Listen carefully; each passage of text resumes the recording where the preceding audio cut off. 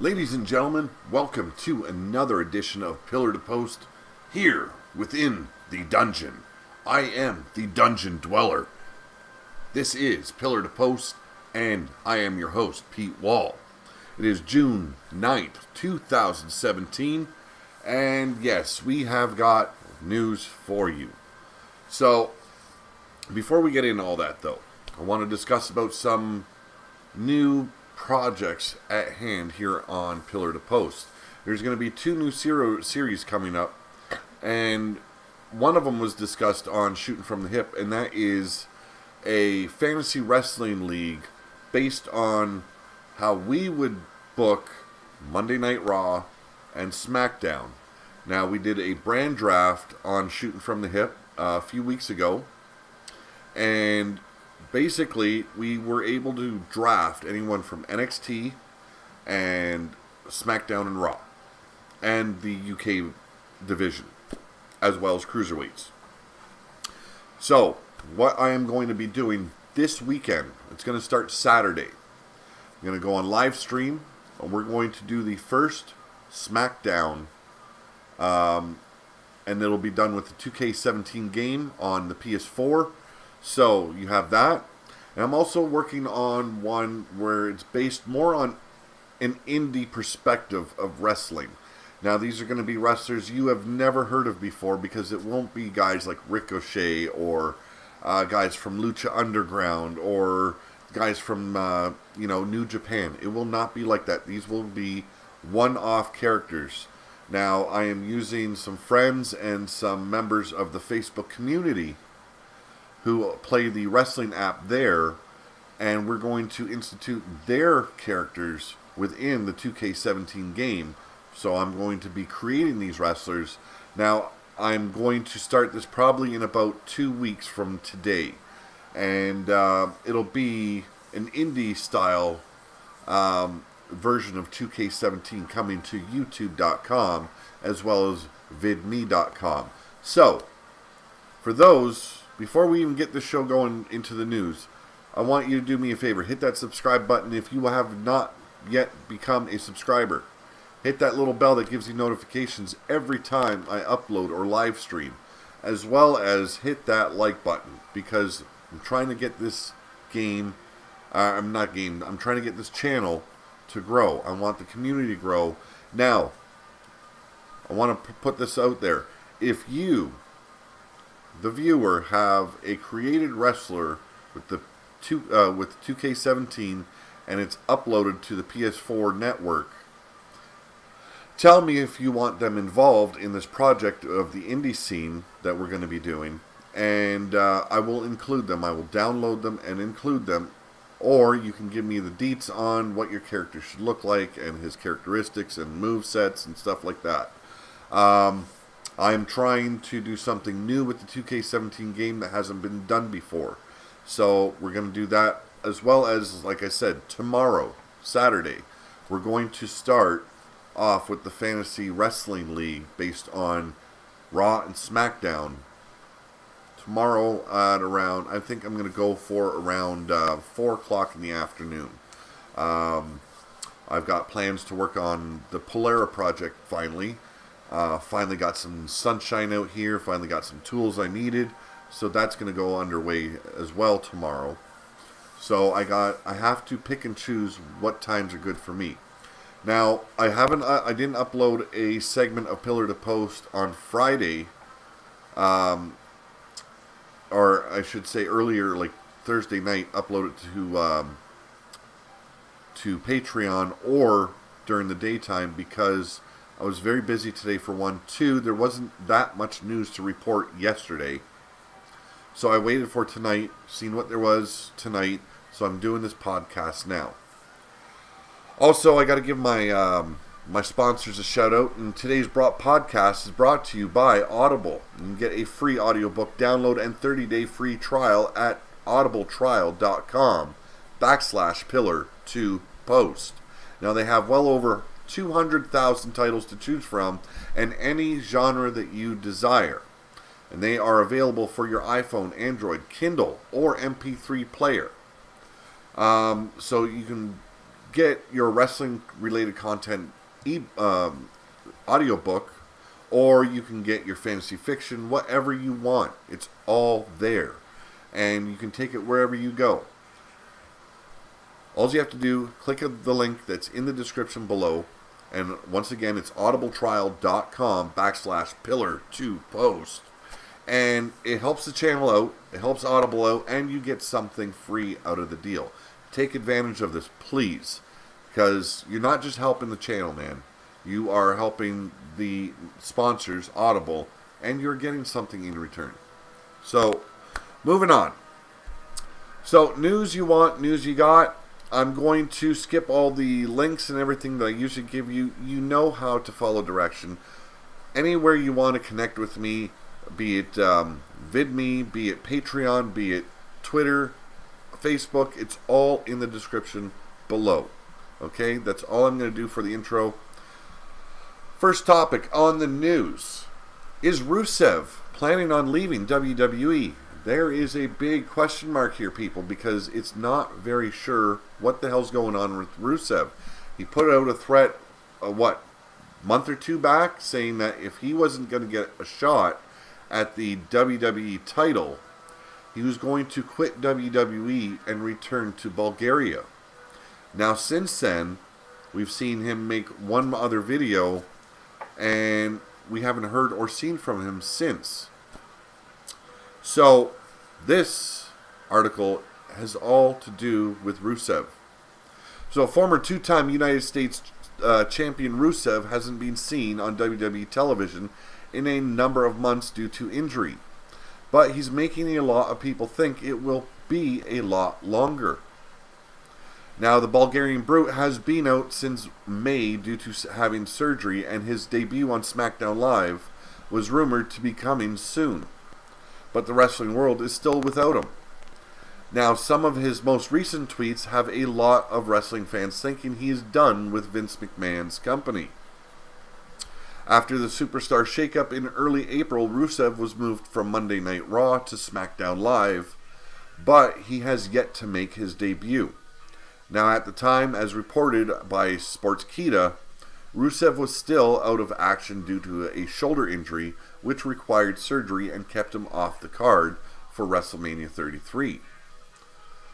Before going out with the injury, Rusev really wasn't doing a whole lot on Raw, if you remember. He was very underutilized, it was pathetic, and quite disrespectful for the Bulgarian Brute. And he wasn't involved in anything worthwhile. Now, he had been placed in a tag team with Jinder Mahal, which never amounted to much, and then he was squashed at Fastlane by the Big Show.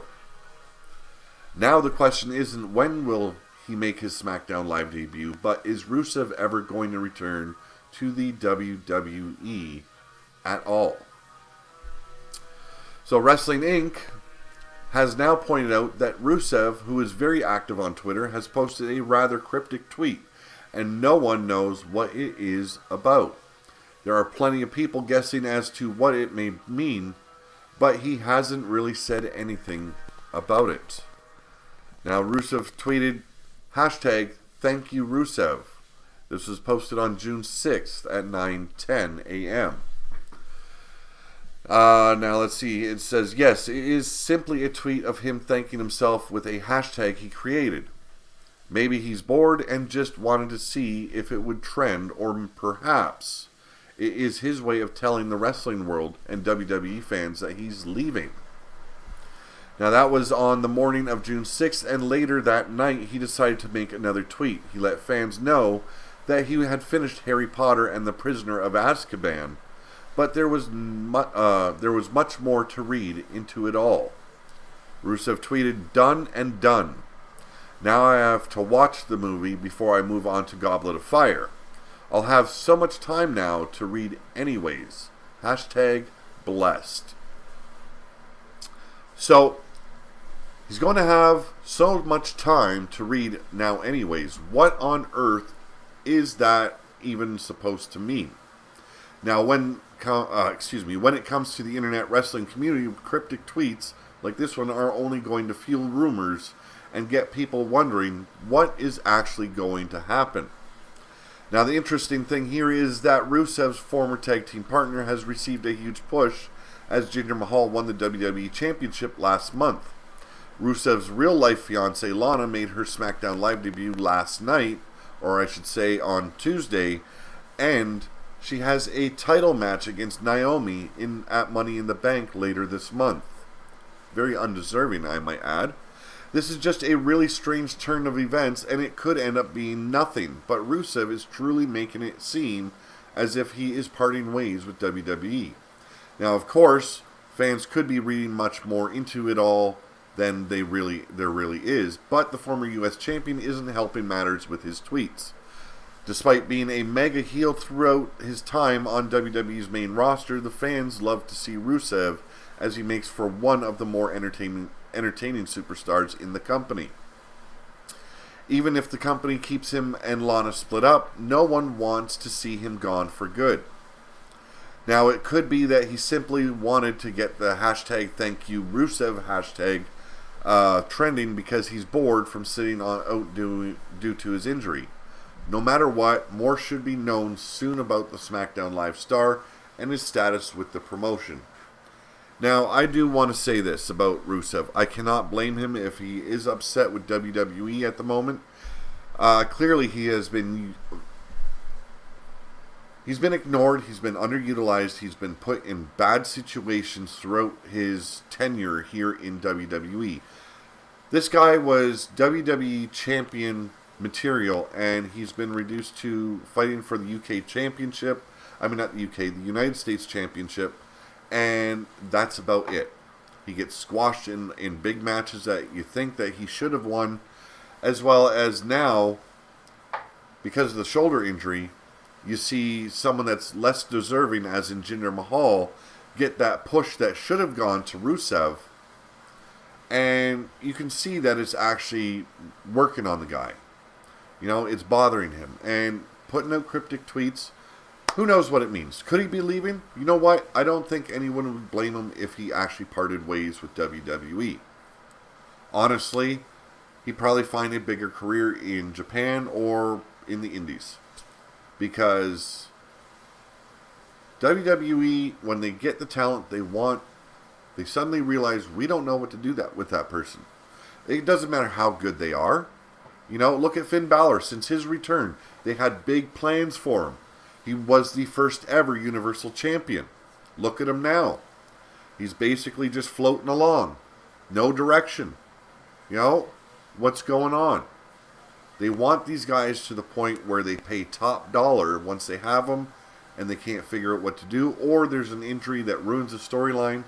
They shelve these guys. Or they just float them along on the roster and they don't really amount to much. And that's what's happened to Rusev here. It's sad. It pisses me off because Rusev is a great talent to have on your roster. And he's been used inappropriately, ignored in many ways, and basically just held back because creative isn't creative enough to figure out what to do with this hulking Russian brute or Bulgarian brute. And it's simple.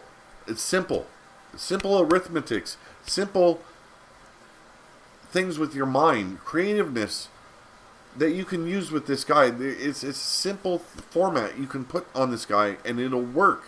He is big, he's fucking strong, he's got wrestling talent, he might not have the mic skills that you'd like him to, but he's worked on it a lot, and the guy can go. So why hold him back? Stick him with a good manager. Let Lana fight on her own. Bring in a manager for this guy to let him talk for Rusev and guarantee you're going to see a whole new Rusev.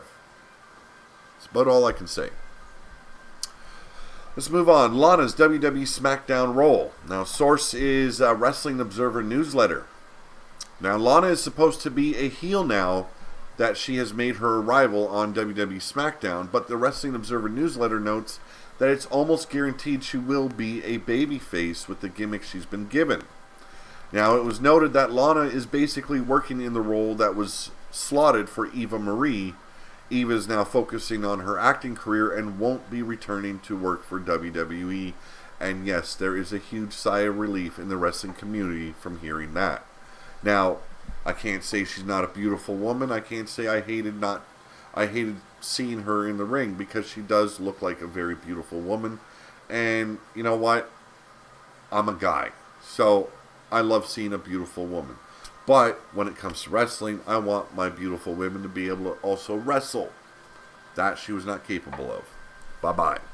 Now, as noted, Lana versus SmackDown Women's Champion Naomi with the title on the line will take place at June 18th, WWE's Money in the Bank pay-per-view. Unless she wrestles next Thursday night, the title shot at Money in the Bank would be Lana's in-ring SmackDown TV debut, which is sad. Gone are the days where you have to earn your spot on the show and in the rankings. Gone are the days where only the best perform at your pay-per-views.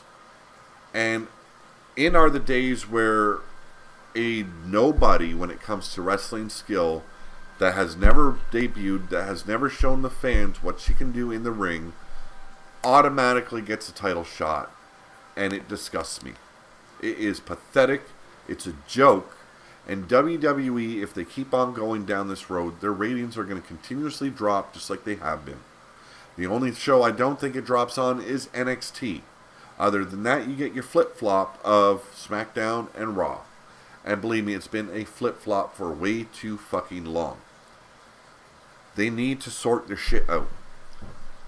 When Charlotte got brought over to SmackDown, she came out and she demanded a title shot. And because she demanded a title shot, she was automatically given that title shot by Shane McMahon. This time around, Lana didn't even want a title shot. She wanted to be involved in the Money in the Bank ladder match. Now, I wouldn't have respected the thought of her in there either, but seeing her in the ladder match earning a shot at the title would have been far better than seeing her being pushed into a title shot scene with Naomi when she hasn't done a goddamn thing for us fans yet, besides look hot in a sequin blue dress. Okay? You know, I can give her props. She looked fucking hot as hell in her sequin blue dress. But I disrespect the fact that WWE expects us to believe she is deserving of a title shot without debuting at SmackDown at all. So, to me, I don't give a shit what your plans are for her. You fucked it up already.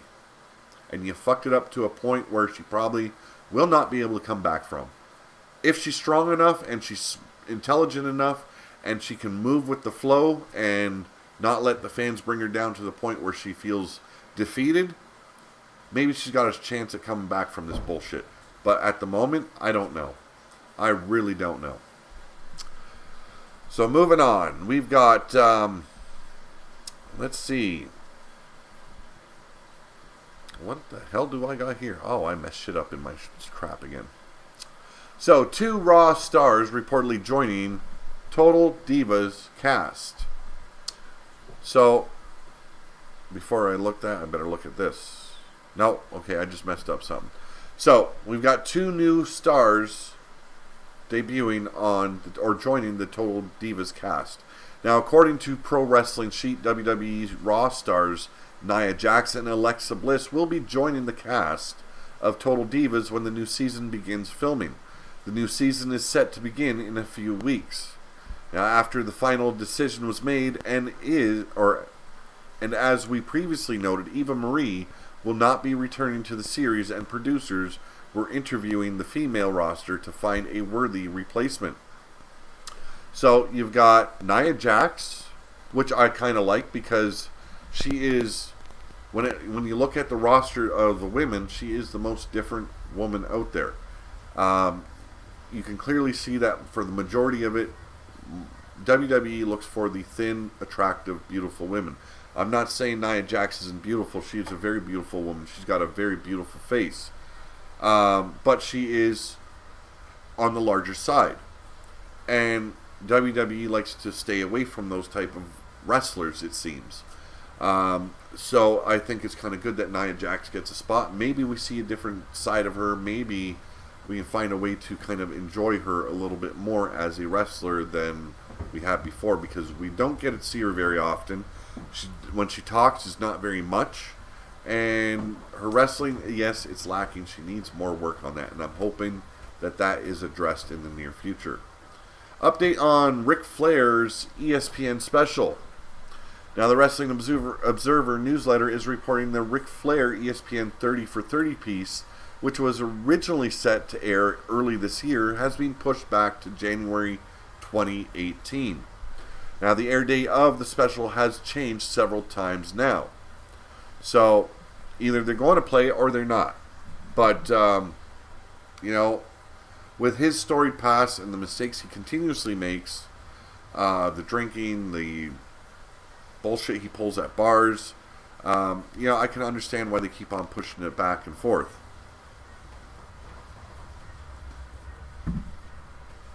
Backstage news on David Otunga's WWE Raw status. Now, if you were like me and were hoping to God that Booker T was going to stay on commentary, I'm sorry to inform you, David Otunga will be returning to the commentary booth. Now, as seen at WWE Extreme Rules, David Otunga appeared on the kickoff show panel, leading to speculation that Booker T would be replacing him permanently on the Raw commentary team. We were all hoping, because Booker T knows how to call a match. He knows how to keep the other commentators on point and focused on that match instead of wandering all over the place talking about matches we haven't seen yet or storylines that we've been shown and recapped on many, many times. That's what I like about Booker T. Now, however, according to the Wrestling Observer newsletter, Otunga was at Extreme Rules because he had the day off from filming his new movie. So he happened to work the pay-per-view. Now, Otunga is expected to be back full-time with WWE in a few weeks, but it remains unclear as to whether or not he will be returning to the Raw announce team. Booker T noted on Twitter a while back that he will be calling Raw for the rest of the summer. Well, that I appreciate. You know what, Booker? Do us all a favor. Just keep commentating.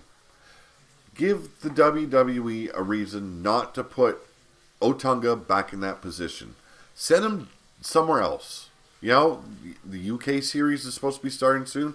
Make him a commentator over there, but people are going to hate me for that because, yes, the UK division is on fire when it comes to their matches. And Otunga is definitely the wrong guy to be calling one of their matches. But they need to find something else for him or just let him go. Hey, we got backstage news on plans for Brock Lesnar's WWE Universal title matches. But before we get moving on, I do need another drink. Actually, I should probably tell you, before I did this show, I drank about 10 beers. And I was feeling pretty good. I ate, and I had my cup of coffee here. And I started sobering up right away, and it kind of blows. But, you know what? I got more beer, and I got plenty more time for tonight. So, regarding Samoa Joe versus WWE Universal Champion Brock Lesnar, their upcoming title match is scheduled to be a one-time thing. Joe versus Lesnar is set to headline the WWE Great Balls of Fire pay-per-view on July 9th. Now, the two will face off for the first time on Monday's Raw from the Cajun Dome in Lafayette. The Observer notes that Lesnar is then scheduled to face Braun Strowman at SummerSlam in August. WWE officials are still planning on Roman Reigns versus Lesnar for the title at WrestleMania 34. But there are plans to do Finn Balor versus Lesnar and Seth Rollins versus Lesnar matches between Braun and Reigns. So basically what they're going to do is put in all their top guys on Raw, have them all get squashed by Brock Lesnar as he sits and he holds that Universal title hostage. And everyone gets squashed, and then they're going to have Roman Reigns finally slay the beast at WrestleMania 34 and is your new WWE Universal Champion. Now, this is all expected. This was all expected a long time ago. But it still pisses us off as fans because, one, we could see things going a whole lot different. At this point, I just want Brock Lesnar out of the goddamn picture because sitting on your ass since WrestleMania, not defending a title, you should not be a fucking champion. I don't give a shit who you are, how big of a guy you are, how big of a success you've been in the industry. After your 30 days, you should not be a champion anymore. If you have not defended in those 30 days, you are stripped of the title. This is the way it used to be done, and I loved it. There was a rule. There was a statement made. If you aren't going to be one of those fighting champions, you are no longer going to be a champion. Now, under special circumstances, a champion can sit his ass at home and collect his money while that title gains dust and is losing reputation and respect daily. So, what do we get now? We can be promised that by WrestleMania 34, Roman Reigns will be your Universal Champion. And who the fuck wants to see that? Honestly. It seems like he's got to have every WrestleMania big moment. That's what it seems like when it comes to Roman Reigns. Okay, there are so many more worthy superstars to be put over and give him that spot at WrestleMania in the main event rather than Roman Reigns year after year after year. It is ridiculous. Now, I got a very long-winded couple of stories here, and I could do them today. I should do them today because, I didn't do a show for last night. So, as you all know, and if you did, let me inform you, for the past 18 years, about 18 years, Jim Cornette and Vince Russo have been at war with each other, and there has been many things said about each other, many threats made, many names called, lot of shade thrown over some people, and a lot of derogatory comments made, a lot of factual statements made that's pissed off one or the other, and it has been boiling up again since the, Dinner for Three, when Jim Cornette and Eric Bischoff, as well as Michael P.S. Hayes, met for that WWE Network show. Now, during the show, Jim Cornette made a comment about Vince Russo continuously and constantly sending Vince McMahon emails begging for a job back with the WWE. So this has all come to a head. Now, there was a statement made before this one that I'm reading you, and it was basically Vince Russo denying the fact. He said he sent only one message to Vince McMahon, blah, blah, blah. There was no begging. There was no ass-kissing, yada, yada, yada. And he basically told Jim Cornette to go fuck himself. So, Jim Cornette rips into Vince Russo and challenges him to a shoot fight. How old are these sons of bitches now? Give me a break, man. A shoot fight. So, in Jim Cornette responded to comments Vince Russo made on Wednesday's episode of the Wrestling Inc. podcast on his latest Jim Cornette Experience podcast, available on MLWradio.com. Now, the latest chapter in the bitter ongoing feud between Cornette and Russo happened on the WWE Network's Table for Three episode entitled Creative Committee, where Cornette claimed Russo writes Vince McMahon every week about wanting to go back to the WWE. Now, a claim Russo emphatically denied. Now, on Wednesday's episode of the Wrestling Inc. podcast, Russo stated Cornette obviously doesn't have half a brain, while explaining how he went on his podcast and read his personal emails with Vince McMahon. He questioned the logic of Cornette's claim in that if he read his personal emails with McMahon, if that's how he would get rehired by WWE. Now, Russo stated the thing that annoys him with guys like Cornette and Eric Bischoff is that they talk out of their rear ends. He said does a podcast on Podcast One, and if he says something about someone, they are welcome to come on his show and debate him or cut a promo on him. But Cornette and Bischoff always talk behind his back. Russo stated he offered Cornette the opportunity to go on IPPV for a debate, with every single penny going to the Cauliflower Alley Club, with a flat fee of $10 per purchase. Now, he said Cornette turned that down, and he's not sure how he's supposed to come back to guys what are always talking behind his back that won't confront him face to face. Now, that was enough for Cornette to lash out on Russo on Thursday's episode of the Jim Cornette Experience.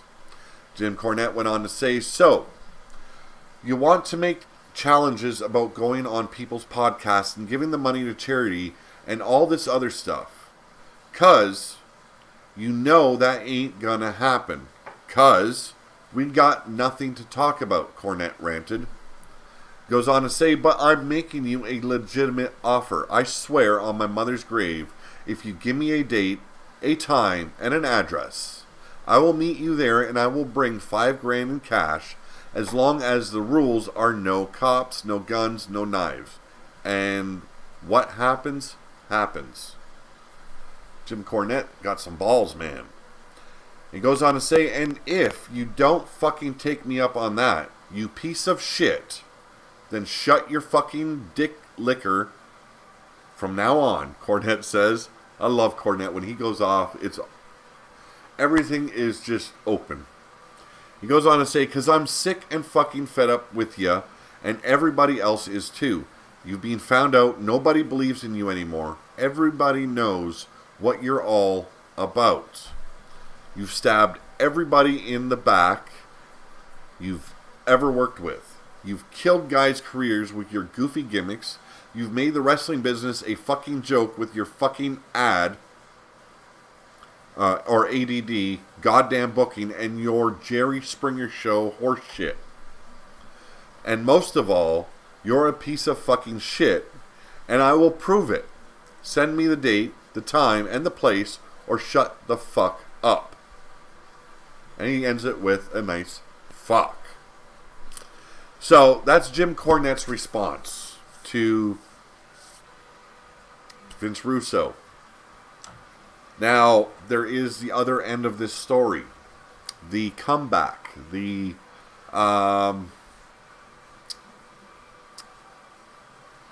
retaliation, I guess you could say, from one Vince Russo. But we're going to get into that in a little bit. Up first, WWE had reportedly received copyright complaint over Great Balls of Fire name.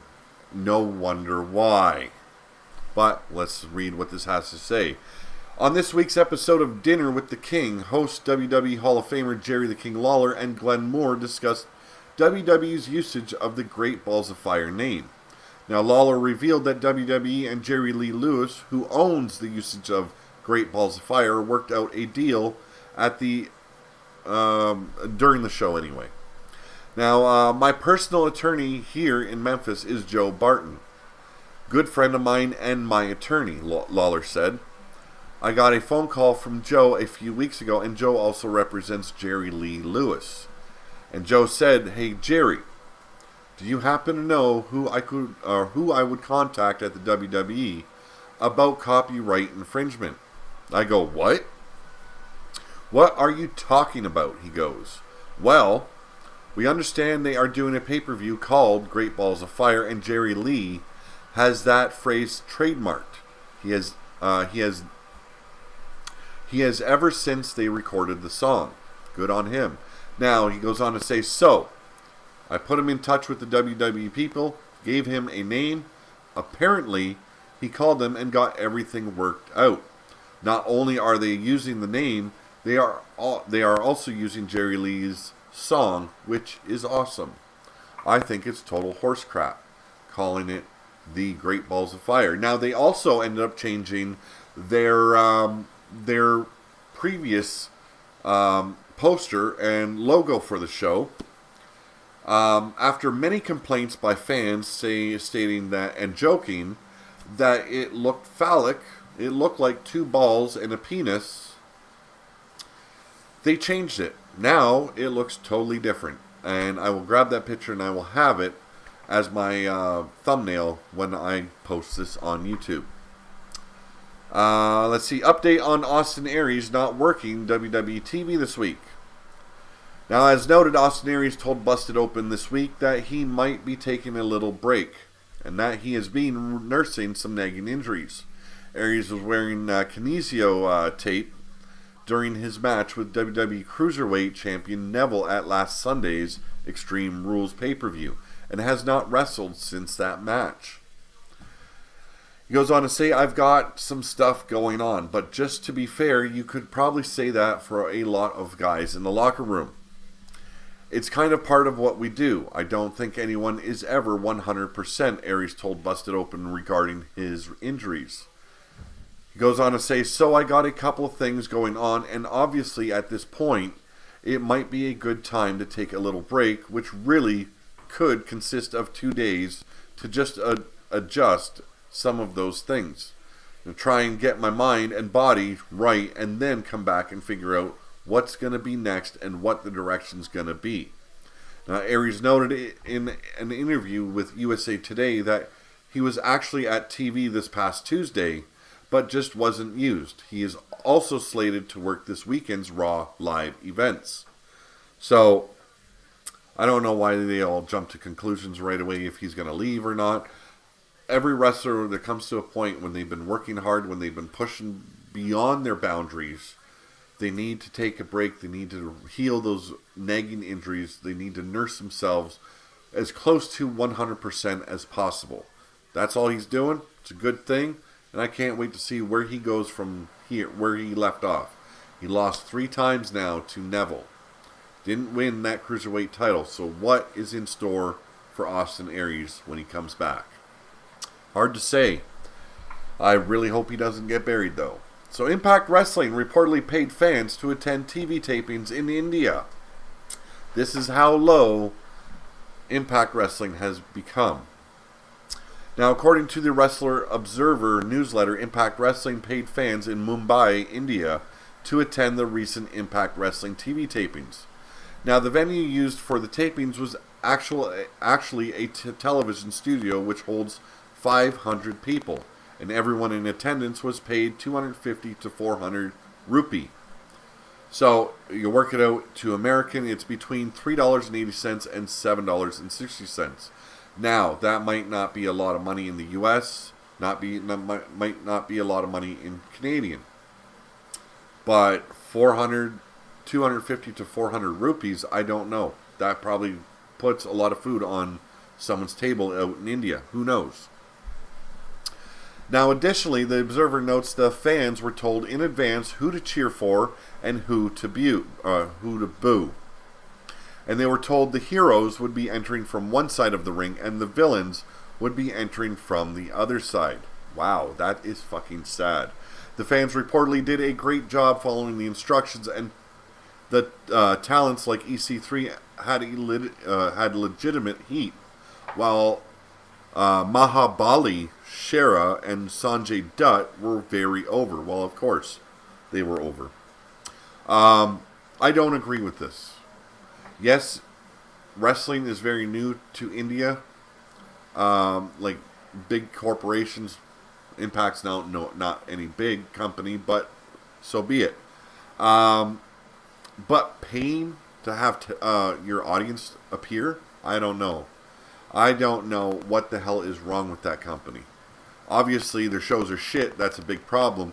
But going to a country that is so invested in wrestling like India is right now, you would think that they would be able to garner the attention of the people of India in order to get an audience without paying for them.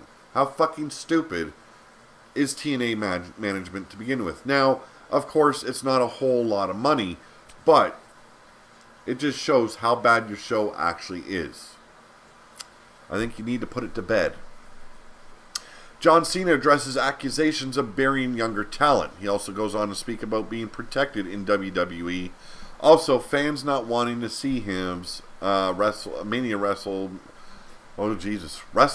33 match. Yes, I'm kind of tongue-tied here. I need a drink. And I'm out. So, I suffer. Now, WWE SmackDown Live star John Cena, who will be returning to WWE TV on July 4th, recently spoke with The Wrap to hype his new season of American Grit. Now, on the notion that he is protected and coddled in WWE, he answers, "If you look at my existence in WWE, I have never asked anyone and will never ask anyone to pull any punches. I believe that it's a strong survive environment and accept nothing less. I think people forget my history in WWE sometimes and the fact that I truly had to earn every inch. There is this overwhelming perception that I am protected and coddled. That couldn't be farther from the truth." Now, when asked on accusations of him burying younger talent, he answers, "This is why I have the reputation of quote-unquote burying younger talent, because I will let them do whatever they want with me. And then after they get done, they're not as motivated. So, it's not that I sink the ship, it's that they fail to operate on an elite level. And I'm on to the next person, to whom I say, hey man, bring your best punch and I'm gonna punch back. And they don't take that attitude beyond me." Now, on his match with Nikki Bella against The Miz and Maurice at WrestleMania 33, he goes on to say, "I take that approach to everyone. The Miz story couldn't be a better example of that, because when that story started, no one wanted to see that match. No one. I made it a point to have everyone work as hard as they could to change everyone's mind. And now, here you are, months after the fact, saying that was one of the most entertaining things done on television. That just goes to show you that it's all just about how much you're willing to invest and how strongly you believe in what you want to do." I have to agree with everything he says here. Now, I've never been one of those guys to accuse John Cena of burying people or making them look shitty in the ring. But I am also not a very big fan of his either. I respect him for what he's done for the business and what he's done in the business. I actually do respect that he's been changing up his movesets a little bit. That makes it more intriguing to watch him. That I'm a huge fan of his? No. I am just a little bit of a fan of his. Now, I have to answer a Skype message here because it is my co-host. Okay. He is at the hospital. I'm not going to say what for, but it involves his family. That is why we did not do a shooting from the hip this week. Now, I should have come online earlier today and stated why, but you know what? Heavyweight Mark, also known as Red Rainer, you take care of family. That always comes first in my books. Make sure you take care of yours. Moving on, Jim Ross wants to do commentary for Brock Lesnar versus Samoa Joe at WWE Great Balls of Fire, and why not? Jim Ross is one of the best voices, if not the best voice, in commentary history when it comes to WWE. So at Extreme Rules, Samoa Joe won the Fatal 5-Way match to become the #1 contender for the WWE Universal Championship and face Brock Lesnar at Great Balls of Fire. Now on Raw, Joe heated things up when he attacked Lesnar's advocate, Paul Heyman, locking him in the Coquina Clutch. As a result, Lesnar is now booked to appear for Retribution on next week's episode of Raw. I'm hoping it's going to be a good one. Now this match is one that Jim Ross has expressed his desire to see. In his recent blog, he stated that he endorsed a Lesnar vs. Joe match 2 years ago at his Ringside with Jim Ross event the night before WrestleMania 31 in San Jose, California, while Joe was a guest. Now, 2 years later, he gets his wish and he expects the match to receive plenty of hype over the next several weeks, and it better. And if they do what they did this week with Paul Heyman and Samoa Joe, and they just keep on elevating it. This could be one of the best feuds you might see. Now, what they do in the match and what they do with the match is remaining to be seen. So Ross also explained his desire to call the match at the commentary booth. He goes on to say, "I am personally looking forward to this match as much as any match I can recall this year, and I will tell you that it is an announcer's dream." Wow. Tongue. Let's do that again. Pretend you did not just hear what you just heard. He goes on to say, "I am personally looking forward to this match as soon as any match I can recall this year, and will tell you that it is an announcer's dream to be privileged to call a bout like this. Yep, I'm finishing here," he said. He goes, "Yep, I'm fishing here." Now, outside of calling the Undertaker versus Roman Reigns match at WrestleMania 33 and the Pete Dunne versus Tyler Bate match at NXT TakeOver Chicago, Ross has made sure to let his fans know that he would not be a frequent commentator, but would play the role of guest commentator to add a valuable dynamic to the match. If Ross is able to lobby successfully, his commentating would add more of a big fight feel to the match. Any match where Jim Ross can call, and the way he calls a match, that already elevates it into a big match type of deal. I do apologize for the way I started talking there. It is 10 p.m. here, and once a certain time comes around, I already do begin to feel tired. The drinking hasn't helped, but I'm not drunk, and I'm out of coffee. So that already starts working against me, and I'll start slurring my words a lot more now. So I'm going to end the podcast here, just so I don't fuck up shit too much. Tomorrow, I will upload the rest of the feud between Vince Russo and Jim Cornette to finish that part off and see if there's even more added to the whole story, because these two tend to go back and forth quite a bit when they get at each other's throat, and it's always top money to see this shit. So I'm going to call it a night. I want to thank everyone that's joined me. I want to thank all the VidMe viewers for upvoting all the time and being my followers and doing the things they do for me, as well as YouTube subscribers. Continue to help me grow. Continue to like and subscribe and do all the things you do here on YouTube to get a channel over and help me grow as a community here at this channel. I do appreciate every single one of you. Have a good night. My name's Pete Wall, and you have been watching Pillar to Post.